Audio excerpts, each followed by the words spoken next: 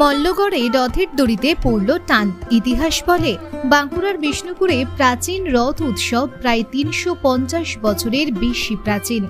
১৬৬৫ খ্রিস্টাব্দে বিষ্ণুপুরের মল্ল রাজা বীর মল্ল বিষ্ণুপুর শহরের মাধবগঞ্জে রানী শিরোমণি দেবীর ইচ্ছা অনুযায়ী পাথরের ৫ চূড়া মন্দির নির্মাণ করেন।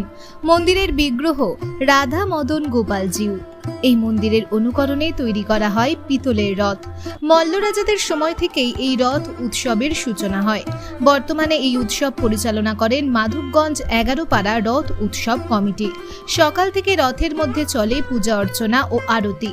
এরপর শুরু হয় রথের রশিতে টান দেওয়ার পর্ব। দূর দূরান্ত থেকে আসা বহু মানুষ এসে উপস্থিত হয় রথের দড়িতে টান দেওয়া ও পুণ্য অর্জনের জন্য। এখানে পুজো অর্চনা ও আরতি, নানান মাঙ্গলিক ক্রিয়াকর্ম পালনের মধ্য দিয়ে পালন করা হয় ঐতিহ্যের রথ উৎসব। এই রথের বিশেষত্ব, এখানকার রথে জগন্নাথ বলরাম সুভদ্রা সওয়ার হন না, রথে সওয়ার হন রাধা মদন গোপাল জিউ। অনেকটাই ভালো লাগা। সারা বছর বিষ্ণুপুরের লোক ওয়েট করে থাকে মদন গোপালের রথের জন্য। সকাল সকাল আসলাম, রথের দড়ি টানলাম, অনেকটাই পুণ্য অর্জন করলাম। অবশ্যই বিষ্ণুপুরের প্রত্যেকটা লোক ওয়েট করে থাকে এই আজকের দিনটার জন্য। সকালে আরতি হয়, তারপর তাকে শিলাকে নিয়ে মানে প্রভুকে নিয়ে বেরায়, আবার রাত্রে বেরাবে।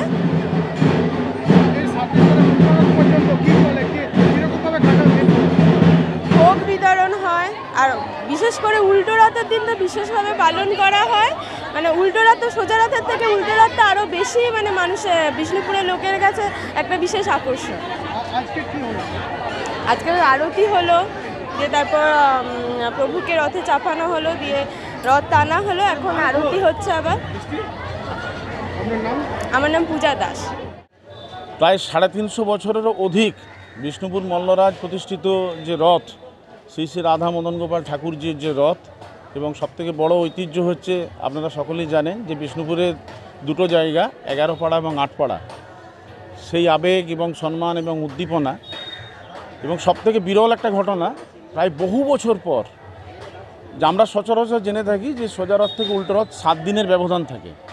এবারে কিন্তু একটা বিরল ঘটনা, প্রায় 10 দিন ধরে সোজা রথ এবং উল্টো রথের মধ্যখানে যে আমাদের এই পরম্পরা এবং ঐতিহ্য, সেটা কিন্তু চলবে। এবং আজ থেকে তার শুরু হয়ে গেল। সকালবেলায় প্রভুর যেমন রথে আরোহণ করে রথের রশিতে টান পড়ল, ঠিক এইভাবেই কিন্তু আগামী 16 তারিখ অবধি চলবে। সকালবেলা থেকে এরপরে প্রভু মন্দিরে ঢুকলেন, মন্দিরে ঢোকার পর সেখানে আমাদের প্রসাদ নিবেদন হবে, এবং প্রতিদিন গড়ে প্রায় 3 থেকে 3,500 ভক্ত সেই প্রসাদ গ্রহণ করেন। এবং আমাদের ঐতিহ্য এবং পরম্পরা 365 দিনই প্রভুর ভোগ হয়, অন্নভোগ হয়। কিন্তু প্রভুর এই কটা দিন, 10টা দিন কিন্তু আমাদের রাজভোগ হয়, যেটা বিষ্ণুপুরের মানুষ কিন্তু মুখিয়ে থাকে কবে আমরা প্রভুর এই ভোগটা পাবো। একটা জিনিস শুনেছি, রথ মানেই সুভদ্রা বলরাম জগন্নাথ, এখানে তো কিছু বিশেষত্ব রয়েছে, কারা রথে সাহায্য করে? এখানে আমাদের বিষ্ণুপুর মানেই জানেন মল্লরাজের ইতিহাসে রাধাকৃষ্ণ, অর্থাৎ সেই রাধাকৃষ্ণ প্রভুই কিন্তু এই রথে কিন্তু আরোহণ করেন। এবং এটা ট্র্যাডিশন বলতে পারেন, পরম্পরা বলতে পারেন, ঐতিহ্য বলতে পারেন। কেন বিষ্ণুপুর তো সেই গুপ্তবৃন্দাবন, সেই গুপ্তবৃন্দাবনের ইতিহাসের মধ্যে রাধাকৃষ্ণের যে লীলা এবং ইতিহাস, সেটা কিন্তু আজও অবলীলাক্রমে আমরা সারা বিষ্ণুপুরবাসী কিন্তু জানি। বিভিন্ন অনুষ্ঠান রয়েছে, কত মানুষের সমাগম হচ্ছে। এই যে ধরুন সকালবেলাতেই আমাদের যে প্রভুর যে রথ, সকালবেলায় আজকে যে রথের রশিতে টান পড়লো, প্রায় অন্তত 15-20 হাজার লোক সকালবেলায় এসে আজকে রথের রশিতে যেমন তারা টান দিলেন। এবং সন্ধ্যাবেলায় অনুষ্ঠান হবে, সন্ধ্যাবেলাতেও আবার যখন রথ টানা হবে, এর থেকে বেশি সমাগম এখানে হবে।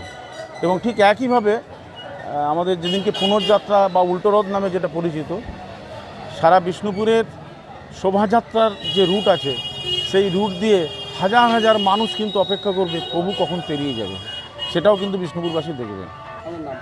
গৌতম গোস্বামী, এখানকার যুগ্ম সম্পাদক, 11 পাড়া 16 আনা কার্যকরী কমিটি।